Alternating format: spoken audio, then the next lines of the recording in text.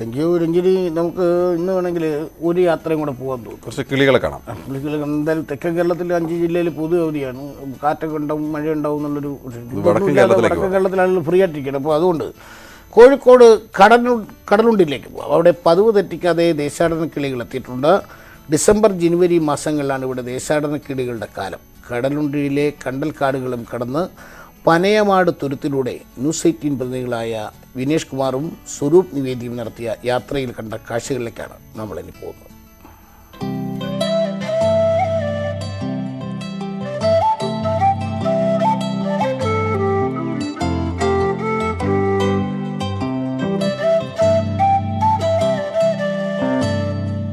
കടലുണ്ടിയിലെ കണ്ടൽ വനങ്ങളിലൂടെ ഒന്ന് പോയി നോക്കാം. ദേശാടന കിളികൾ വിരുന്നെത്തുന്ന കാലം കൂടിയാണ്. മലപ്പുറം ജില്ലയിലെ വള്ളിക്കുന്ന് വരെ നീണ്ടു നിവർന്നു കിടക്കുന്ന കണ്ടൽ വനങ്ങൾ.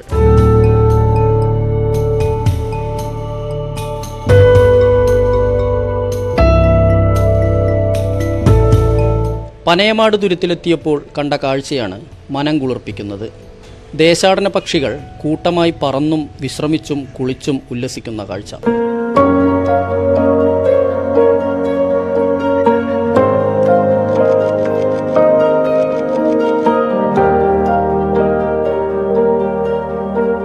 തുരുത്തുകളിലെല്ലാം ദേശാടന പക്ഷികളും കടൽക്കാക്കകളും.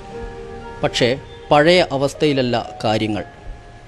ദേശാടന പക്ഷികളുടെ ആവാസ വ്യവസ്ഥയ്ക്ക് വലിയ തകർച്ച നേരിടുന്നുണ്ട്. തുരുത്തുകളിൽ മതിയായ തീറ്റയില്ലാത്ത സ്ഥിതിയുണ്ട്. 135 ഇനം ദേശാടന പക്ഷികൾ വിരുന്നെത്തിയ തുരുത്തുകളുണ്ടായിരുന്നു കടലുണ്ടിയിൽ. ഇപ്പോഴാകട്ടെ സീസണായിട്ടും 30 മുതൽ 50 വരെ ഇനം പക്ഷികൾ മാത്രമാണ് ഇവിടെ എത്തുന്നത്. ഒക്ടോബർ മുതൽ മാർച്ച് വരെയാണ് പക്ഷികളുടെ ദേശാടന കാലം. ഡിസംബർ ജനുവരി മാസങ്ങളിലാണ് ഏറ്റവും കൂടുതൽ ദേശാടന കിളികൾ എത്താറുള്ളത്. എങ്കിലും സഞ്ചാരികളുടെ മനം കവർന്നാണ് ദേശാടന കിളികൾ പറന്നകലുക. തുരുത്തിനോട് ചേർന്നുള്ള ഫിഷിംഗ് ബോട്ടുകളും ബഹളവും ദേശാടന കിളികൾ കടലുണ്ടിയിൽ നിന്ന് അകലാനൊരു പ്രധാന കാരണമായതായി പക്ഷി നിരീക്ഷകർ പറയുന്നു.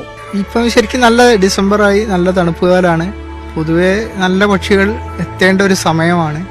പക്ഷെ ഇവിടെയുള്ളൊരു പ്രശ്നം എന്താ പറഞ്ഞാൽ, ഇവിടെ ഇപ്പോൾ അവരെ ഫീഡിങ് ഏരിയയിലും പിന്നെ അവർ വിശ്രമ കേന്ദ്രങ്ങളായിട്ട് നിൽക്കുന്ന സ്ഥലങ്ങളിലെല്ലാം, മണൽത്തിട്ടകളിലെല്ലാം ഇപ്പോൾ മത്സ്യബന്ധന ബോട്ടുകൾ വളരെ വ്യാപകമായിട്ട് നിർത്തിയിടാൻ തുടങ്ങിയിട്ടുണ്ട്. വനം വകുപ്പിൻ്റെ ഇക്കോ ടൂറിസം പദ്ധതിയുടെ ഭാഗമായി തോണിയാത്രയുണ്ട് ഇവിടെ. കണ്ടൽ വനത്തിലൂടെ സഞ്ചരിച്ച് ദേശാടന കിളികളെ കണ്ടു മടങ്ങാൻ ആഗ്രഹിക്കുന്നവർക്ക് കടലുണ്ടിയിലേക്ക് ധൈര്യമായി വരാം.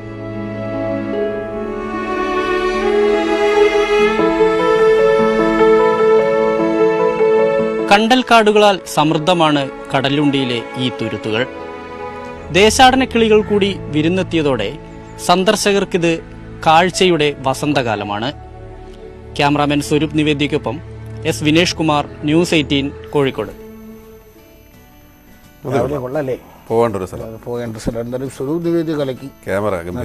നല്ല വിഷ്വൽസ്. ഇനി നമുക്ക് ദേശീയ വാർത്തകളിലേക്ക് കിടക്കാം. ഫെമി തന്നെയാണ് ചെയ്യുന്നത്. ഫെമിയും എന്തൊക്കെയാണ് ദേശീയ തലത്തിൽ നമ്മളൊന്ന് ശ്രദ്ധിക്കേണ്ടത്? ഗുരുതരമായ കുറ്റങ്ങൾക്ക് ശിക്ഷിക്കപ്പെടുന്നവർക്ക് തെരഞ്ഞെടുപ്പിൽ മത്സരിക്കാൻ ആജീവനാന്ത വിലക്ക് ഏർപ്പെടുത്തണമെന്ന ആവശ്യം തള്ളി കേന്ദ്ര സർക്കാർ തെരഞ്ഞെടുപ്പിൽ മത്സരിക്കുന്നത് പൂർണ്ണമായി തടയുന്നത് ജനാധിപത്യപരമല്ലെന്ന് കേന്ദ്ര സർക്കാർ സുപ്രീം കോടതി അറിയിച്ചിട്ടുണ്ട്. നിലവിൽ ശിക്ഷിക്കപ്പെടുന്നവർക്ക് തെരഞ്ഞെടുപ്പിൽ മത്സരിക്കാൻ 6 വർഷത്തെ വിലക്കാണുള്ളത്. ശിക്ഷിക്കപ്പെടുന്ന രാഷ്ട്രീയ നേതാക്കൾക്ക് ആജീവനാന്ത വിലക്ക് ഏർപ്പെടുത്തണമെന്ന് ആവശ്യപ്പെട്ടുള്ള പൊതുതാൽപര്യ ഹർജിയിലാണ് കേന്ദ്ര സർക്കാർ നിലപാട് അറിയിച്ചത്. കേന്ദ്ര ആഭ്യന്തരമന്ത്രി അമിത്ഷാ അടക്കമുള്ള നേതാക്കൾ പ്രചാരണത്തിനെത്തിയതോടെ ദേശീയ തലത്തിൽ ശ്രദ്ധ ആകർഷിച്ച ഗ്രേറ്റർ ഹൈദരാബാദ് മുനിസിപ്പൽ കോർപ്പറേഷനിലേക്കുള്ള വോട്ടെണ്ണൽ ആരംഭിച്ചു. ടിആർഎസും ബിജെപിയും തമ്മിൽ പ്രധാന പോരാട്ടം നടന്ന തെരഞ്ഞെടുപ്പിൽ ഭരണം നിലനിർത്താൻ കഴിയുമെന്ന പ്രതീക്ഷയിലാണ് ടിആർഎസ്. അടുത്തിടെ സംസ്ഥാനത്ത് നടന്ന നിയമസഭാ ഉപതെരഞ്ഞെടുപ്പ് വിജയം നൽകിയ ആത്മവിശ്വാസത്തിലാണ് ബിജെപി. AIMIM നഗരത്തിൽ നിർണായക സ്വാധീനമുണ്ട്. പ്രചാരണം പല ഘട്ടങ്ങളിലും വർഗീയ സ്വഭാവത്തിലേക്ക് വഴിമാറിയിരുന്നു. രാഹുൽ ഗാന്ധിക്കെതിരെ വിമർശനവുമായി NCP നേതാവ് ശരത് പവാർ. രാഹുൽ ഗാന്ധിക്ക് സ്വഭാവത്തിൽ സ്ഥിരതയില്ല. കോൺഗ്രസിനുള്ളിലെ സ്വാധീനത്തെക്കുറിച്ച് സംശയമുണ്ടെന്നും ശരത് പവാർ പറഞ്ഞു. എന്നാൽ ബറാക് ഒബാമ രാഹുൽ ഗാന്ധിയെക്കുറിച്ച് പറഞ്ഞതിനോട് യോജിപ്പില്ലെന്നും ശരത് പവാർ വ്യക്തമാക്കി. കോവിഡ് പ്രതിരോധം ചർച്ച ചെയ്യാൻ കേന്ദ്ര സർക്കാർ വിളിച്ച സർവകക്ഷി യോഗം ഇന്ന് ചേരും. രാവിലെ 10:30 വീഡിയോ കോൺഫറൻസ് വഴിയാണ് യോഗം. പ്രധാനമന്ത്രിയുടെ അധ്യക്ഷതയിൽ ചേരുന്ന യോഗത്തിൽ ലോക്സഭയിലെയും രാജ്യസഭയിലെയും കക്ഷി നേതാക്കൾ പങ്കെടുക്കും. കഴിഞ്ഞ ആഴ്ച മുഖ്യമന്ത്രിമാരുടെ യോഗവും ചേർന്നിരുന്നു. തിരികെ ഗോപിയിലേക്കും ലല്ലുവിലേക്കും. ഇതൊക്കെയാണ് ദേശീയ വാർത്തകൾ. ഏതായാലും നമ്മുടെ മറ്റ് വിശേഷങ്ങളിലേക്ക് കൂടി കടക്കുന്നു. കോവിഡ് കാലത്ത് ജീവിതം വഴിമുട്ടിയപ്പോൾ സാന്താക്ലോസ് ആയി ഒരു ഫോട്ടോഗ്രാഫർ. കോഴിക്കോട് വെള്ളിമാടുകുന്ന് സ്വദേശി ഡൊമിനിക് ആണ് ജീവിക്കാൻ നക്ഷത്ര വിൽപ്പനയുമായി ഇറങ്ങിയിരിക്കുന്നത്. അർഹതപ്പെട്ട ആനുകൂല്യം നിഷേധിച്ചപ്പോൾ പ്രതിഷേധ സൂചകമായി വളർത്തിയ താടി പോലും സാന്താക്ലോസിന്റെ സമാനമായി മാറിയിട്ടുണ്ട്. ക്രിസ്മസിനെ വരവേൽക്കുവാൻ നാടും നഗരവും ഒരുങ്ങിക്കഴിഞ്ഞിരിക്കുന്നു. വരാനിരിക്കുന്നത് ക്രിസ്മസിന്റെ രാവുകളാണ്. നമുക്കൊപ്പം ഇപ്പോൾ ഒരു സാന്താക്ലോസ് ചേരുകയാണ്.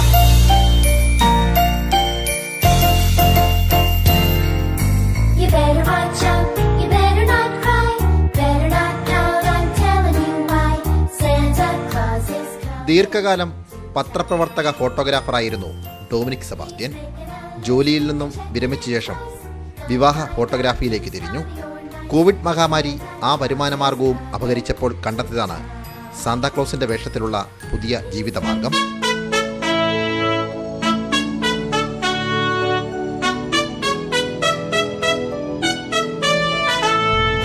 Dashing through the snow in a one-horse open sleigh, o'er the fields we go. വരുന്ന ആ ഒരു സമയത്ത് ഒരു വിപണി കണ്ടെത്തി സ്റ്റാർ ഹോൾസൈഡായിട്ട് എടുത്തിട്ട് കൊണ്ടു കൊടുത്തിട്ട് അതിൻ്റെ ഒരു വിപണി കണ്ടെത്തുക എന്നൊരു ലക്ഷ്യത്തോട് കൂടിയിട്ട് ആദ്യം ബുക്ക് ഓർഡർ എടുത്തിട്ട് പിന്നെ ഞാൻ ഈ സാന്താക്ലോസ് വേഷത്തിൽ പോയിട്ടാണ് ഇവർക്ക് ഇത് കൊടുക്കുന്നത്. അപ്പോൾ കുട്ടികൾക്കും വീട്ടുകാർക്കൊക്കെ ഭയങ്കര സന്തോഷമാണ്. സ്വയം രൂപം കൊണ്ടതാണ് സാന്താക്ലോസിന്റെ രൂപത്തിലുള്ള ഈ താടി. അതിനു പിന്നിൽ ഒരു പ്രതിഷേധത്തിന്റെ കഥ കൂടിയുണ്ട്. Oh, what fun it is to ride in a one-horse open sleigh.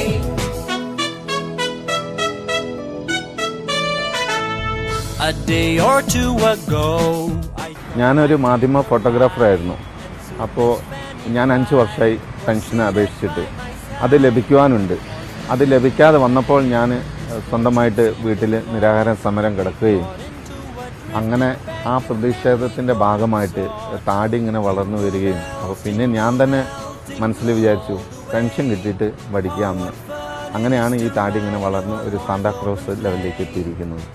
Christmas വിഭവങ്ങളുമായി എത്തുന്ന സാന്താക്ലോസ് കാത്തു നിൽക്കുന്ന കുട്ടികൾക്ക് കൈനിറയെ മധുരങ്ങളും നൽകിയാണ് മടങ്ങുന്നത്.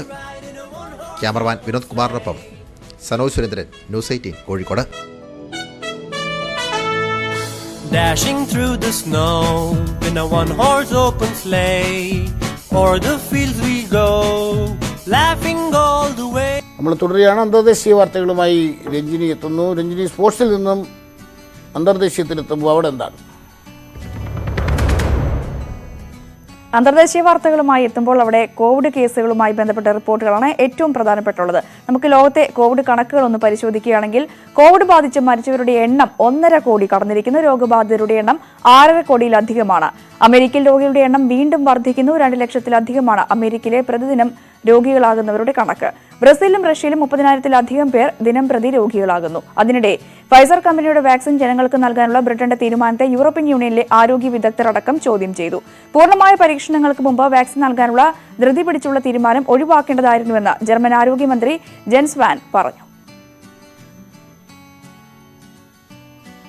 അമേരിക്കയുടെ കാര്യം നമ്മൾ ഒരിക്കൽ കൂടി പരിശോധിക്കുകയാണെങ്കിൽ അമേരിക്കയിൽ കോവിഡ് സാഹചര്യം കൂടുതൽ രൂക്ഷമാകുന്ന ഘട്ടത്തിലാണ് നിലവിൽ. 1 മിനിറ്റിൽ 99 പേരാണ് രോഗികളാകുന്നുവെന്നാണ് കണക്കുകൾ പറയുന്നത്. ആശുപത്രിയിൽ ചികിത്സയിലുള്ളത് 1 ലക്ഷത്തിലധികം പേരാണ്. 24 മണിക്കൂറിനിടെ 2 ലക്ഷത്തിനടുത്ത് പുതിയ കേസുകളും 2733 മരണവും റിപ്പോർട്ട് ചെയ്തു. കോവിഡ് കേസുകൾ കൂടുതലും ലോസ് ആഞ്ചൽസിലാണ്. രാജ്യത്ത് 1.5 കോടി ജനങ്ങൾക്ക് ഇതുവരെ രോഗം ബാധിച്ചു. മരണസംഖ്യ 3 ലക്ഷത്തിലേക്ക് അടുക്കുന്നു. ഭരണത്തിലേറിയ ശേഷം രാജ്യത്തെ എല്ലാ സർക്കാർ സ്ഥാപനങ്ങളിലും മാസ്ക് ധരിക്കുന്നത് നിർബന്ധമാക്കുമെന്ന് നിയുക്ത അമേരിക്കൻ പ്രസിഡന്റ് ജോ ബൈഡൻ. എല്ലാ പൗരന്മാരും മാസ്ക് ധരിച്ചാൽ കോവിഡ് വ്യാപനം കുറയാൻ കഴിയും. 100 ദിവസം മാസ്ക് ധരിച്ചാൽ തന്നെ വ്യത്യാസം കാണാം. മാസ്കിനൊപ്പം വാക്സിനേഷനും സാധ്യമായാൽ രോഗവ്യാപനം ഗണ്യമായി കുറയ്ക്കാനാകുമെന്നും ബൈഡൻ അഭിപ്രായപ്പെട്ടു. വാക്സിനേഷൻ സുരക്ഷിതമാണെന്ന് തെളിയിക്കാൻ പരസ്യമായുള്ള വാക്സിൻ കുത്തിവയ്പ്പിന് തയ്യാറാണ് എന്നും ബൈഡൻ പറഞ്ഞു. ക്രിസ്മസ് അവധി ദിവസങ്ങളിൽ യാത്ര നിരോധിച്ച ഇറ്റലി. കോവിഡ് വീണ്ടും വ്യാപിക്കുന്ന സാഹചര്യത്തിൽ ഈ മാസം 21 മുതൽ ജനുവരി 6 വരെ രാജ്യത്ത് ചെറിയ യാത്രകളും വിലക്കി. രാത്രികാല കർഫ്യൂവും ഏർപ്പെടുത്തുമെന്ന് പ്രധാനമന്ത്രി ഗുസ്പെ കോണ്ടി അറിയിച്ചു. കോവിഡിന്റെ 2ാം തരംഗത്തെ നേരിടുകയാണ് ഇറ്റലി. കഴിഞ്ഞ ദിവസം മാത്രം 1000 പേർ മരിച്ചു. കോവിഡിന്റെ 3ാം തരംഗം ജനുവരിയോടെ ഉണ്ടാകുമെന്ന ആശങ്കയെ തുടർന്നാണ് യാത്രാവിലക്ക് ഏർപ്പെടുത്തിയത്. ഇതുവരെ 60,000 പേരാണ് ഇറ്റലിയിൽ മരിച്ചത്. ചൈന സ്വാതന്ത്ര്യത്തിന്റെയും ജനാധിപത്യത്തിന്റെയും ഏറ്റവും വലിയ ഭീഷണിയെന്ന് അമേരിക്കൻ ദേശീയ സുരക്ഷാ ഏജൻസി. അമേരിക്കയുടെ രഹസ്യങ്ങൾ മോഷ്ടിച്ചും അന്താരാഷ്ട്ര വിപണിയിൽ ക്രമക്കേടും നടത്തിയാണ് ചൈന വളരുന്നത്. വാവേ പോലുള്ള ചൈനീസ് കമ്പനികളുടെ ഉൽപ്പന്നങ്ങൾ ഉപയോഗിച്ച് രഹസ്യങ്ങൾ ചോർത്തുന്നു. ലോകവിപണിയിലെ മേധാവിത്വം ലക്ഷ്യമിട്ട് അമേരിക്കയുമായി ചൈന സംഘർഷത്തിന് ശ്രമിക്കുന്നുവെന്നും ദേശീയ സുരക്ഷാ ഏജൻസി ഡയറക്ടർ ജോൺ റാഡ്ക്ലിഫ് ആരോപിച്ചു. സന്നദ്ധ സംഘടനകളുടെ പണം വകമാറ്റിയെന്ന പരാതിയിൽ അമേരിക്കൻ പ്രസിഡന്റ് ഡൊണാൾഡ് ട്രംപിന്റെ മകൾ ഇവാങ്ക ട്രംപിനെതിരെ അന്വേഷണം. ഇവാങ്ക പങ്കെടുത്ത പരിപാടിയുടെ ഉദ്ഘാടനത്തിന് ചെലവാക്കിയ പണം സംഘടനയുടേതാണെന്ന പരാതിയിലാണ് district of Columbia attorney general അന്വേഷണം നടത്തുന്നത്. ട്രംപ് ഇന്റർനാഷണൽ ഹോട്ടലിൽ സംഘടിപ്പിച്ച പരിപാടിയുടെ ചെലവ് ഇവാങ്ക പെരുപ്പിച്ചു കാട്ടിയെന്നും പരാതിയുണ്ട്. ഡൊണാൾഡ് ട്രംപിന്റെ ഭാര്യ മെലാനിയ ട്രംപിന്റെയും മൊഴിയെടുക്കുമെന്ന് അറ്റോർണി ജനറൽ കാൽ റാസിൻ അറിയിച്ചു. ഇതൊക്കെയാണ് ലല്ലു അന്തർദേശീയ തലത്തിലെ പ്രധാനപ്പെട്ട റിപ്പോർട്ടുകൾ. നേരത്തെ നമ്മൾ സൂചിപ്പിച്ച പോലെ കോവിഡ് കഴിഞ്ഞിട്ട് ടൂറിസ്റ്റ് കേന്ദ്രങ്ങളൊക്കെ ആണെങ്കിൽ പൊതു അവധിയുടെ പ്രഖ്യാപിച്ചിരിക്കുന്ന ഒരു സാഹചര്യത്തിൽ തിരുവനന്തപുരത്ത് ഉള്ളവർക്ക് വേണമെങ്കിൽ പെട്ടെന്ന് ടപ്പനെ പോയിട്ട് വരാനുള്ള ഒരു സ്ഥലത്തിലേക്കാണ് നമ്മൾ പോകുന്നത്. കാത്തിരിപ്പിനൊടുവിൽ വേളി ടൂറിസ്റ്റ് വില്ലേജിലെ ട്രെയിൻ യാത്ര തുടങ്ങി. വേളിയിലെത്തുന്ന സഞ്ചാരികൾക്ക് കായലും കടലും കണ്ട് ഈ കുഞ്ഞൻ ട്രെയിനിൽ യാത്ര നടത്താം.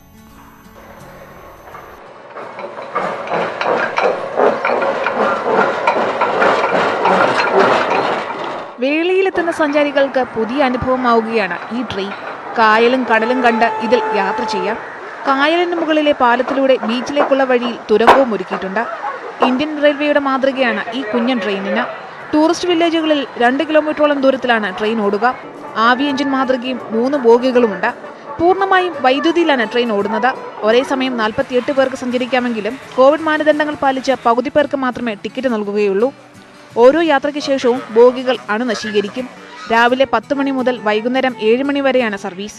മുതിർന്നവർക്ക് 50 രൂപയും കുട്ടികൾക്ക് 30 രൂപയുമാണ് ടിക്കറ്റ് നിരക്ക്. ന്യൂസ് 18 വേളി. സംഭവം ഇങ്ങനെ സന്തോഷകരമായ കാഴ്ചകളൊക്കെ ഉണ്ടെങ്കിലും കോവിഡ് മരണവുമായി ബന്ധപ്പെട്ട് 1.5 കോടി എന്നുള്ളൊരു തെറ്റായ ഇൻഫർമേഷനാണ് വായിച്ചത്. 15 ലക്ഷമാണ് മരണം എന്നാണ്. 15 ലക്ഷമാണ് 1.5 കോടി പേർക്ക് 15 ലക്ഷമാണ് മരണം. വായിച്ചതിനകത്ത് ക്ഷമ ചോദിക്കുകയാണ് പ്രേക്ഷകരോട്. രാജ്യത്ത് നിന്നും ഇന്ധനവില പതിവ് പോലെ കൂടി. പെട്രോളിന് 20 പൈസയും ഡീസലിന് 23 പൈസയുമാണ് ഇന്ന് കൂട്ടിയത്. നവംബർ 20 ശേഷവും 12ാം ദിവസമാണ് ഇന്ധനവില കൂട്ടുന്നത്. 2 ആഴ്ച കൊണ്ട് പെട്രോളിന് ₹1 പൈസയും ഡീസലിന് ₹2 പൈസയുമാണ് വർദ്ധിപ്പിച്ചത്. വരും ദിവസങ്ങളിലും വില വർധന തുടരും എന്നാണ് റിപ്പോർട്ടുകൾ. ഗംഭീരം. നാട്ടിലെങ്ങും വോട്ടംഗം.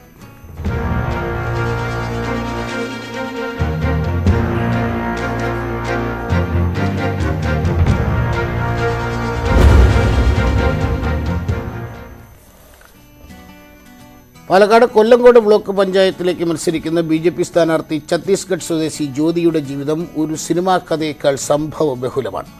ബസ് യാത്രയ്ക്കിടെയുണ്ടായ അപകടത്തിൽ CISF ജവാന്റെ ജീവൻ രക്ഷിക്കാൻ നടത്തിയ ശ്രമത്തിലാണ് ജ്യോതിയുടെ വലത് കൈ നഷ്ടപ്പെട്ടത്. ജീവൻ രക്ഷിച്ച ജ്യോതിയെ ആ ജവാൻ പിന്നീട് വിവാഹം ചെയ്തപ്പോൾ ജ്യോതി കേരളത്തിൻ്റെ മരുമകളായി.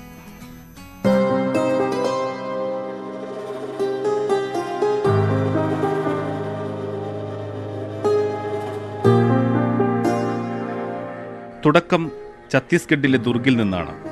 2010 ജനുവരി 3 അന്നാണ് 2 പേരുടെ ജീവിതം മാറിമറിഞ്ഞ ആ സംഭവം ഉണ്ടായത്.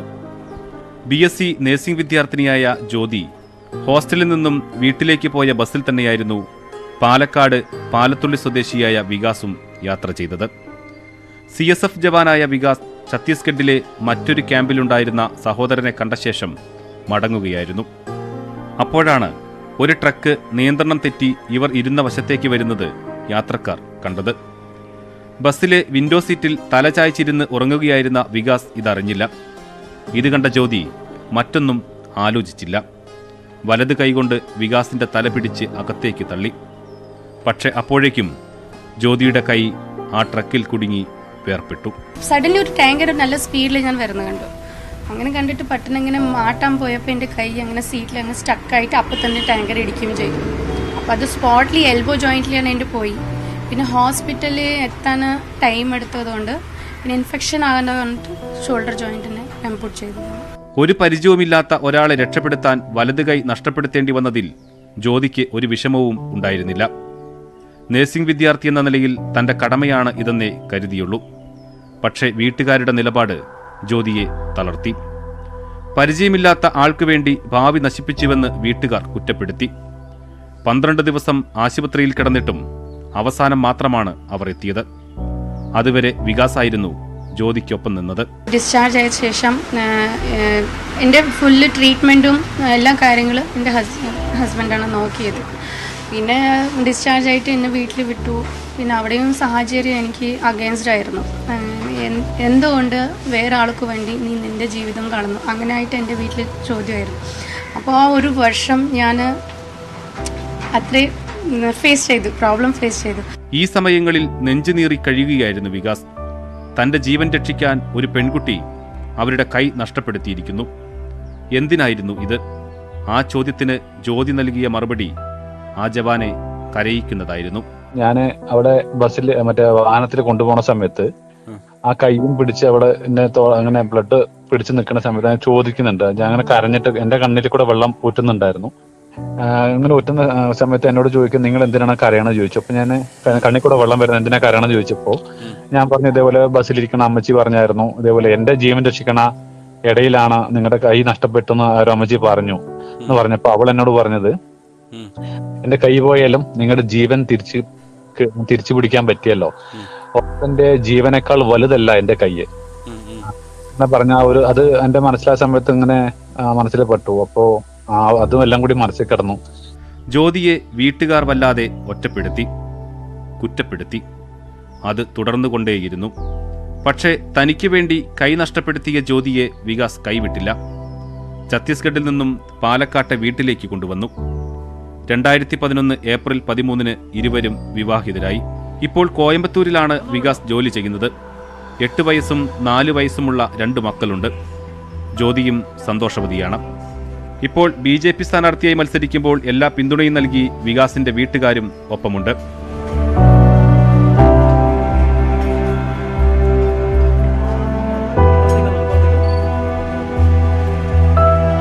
ക്യാമറാമാൻ പ്രജിത് കോങ്ങാടിനോടൊപ്പം പ്രസാദ് ഉടുമ്പിശ്ശേരി, ന്യൂസ് 18, പാലക്കാട്. ഒന്നും പറയാനില്ല. തെരഞ്ഞെടുപ്പിൽ ജയിക്കുകയോ ജയിക്കാതിരിക്കുകയോ ചെയ്യട്ടെ, പക്ഷെ ജീവിതത്തിൽ അവർ എന്നോ ജയിച്ചു കഴിഞ്ഞു. അതാ വളരെ ജീവിതം കൊണ്ട് ഭയങ്കര എന്താണ് മറ്റുള്ളവരെ പ്രചോദിപ്പിക്കുക എന്നൊക്കെ പറയുന്നത്. ഏതായാലും എല്ലാ ഭാവുകങ്ങളും ഇതുപോലുള്ള മനുഷ്യരെ നമുക്ക് ഇനിയും കാണാം. അതുവഴി നമ്മൾ കുറച്ചുകൂടി നല്ല മനുഷ്യരാവാൻ ശ്രമിക്കുകയും ചെയ്യാം. ഏതായാലും നമ്മൾ ഇന്ന് അവസാനിപ്പിക്കുകയാണ്. ഇനി തിങ്കളാഴ്ച രാവിലെ എത്താം. കൂടുതൽ വാർത്തകൾക്കും വിശദാംശങ്ങൾക്കും ഞങ്ങളുടെ വെബ്സൈറ്റ് malayalam.news18.com സന്ദർശിക്കുക. അപ്പോൾ എല്ലാം പറഞ്ഞ പോലെ ഈ അപകട സമയം അല്ലെങ്കിൽ ഈ മുന്നറിയിപ്പുകൾ തുടരും. ഈ ഭീതി ഒഴിഞ്ഞു പോകുന്നത് വരെ സുരക്ഷിതരായിരിക്കുക. നന്ദി.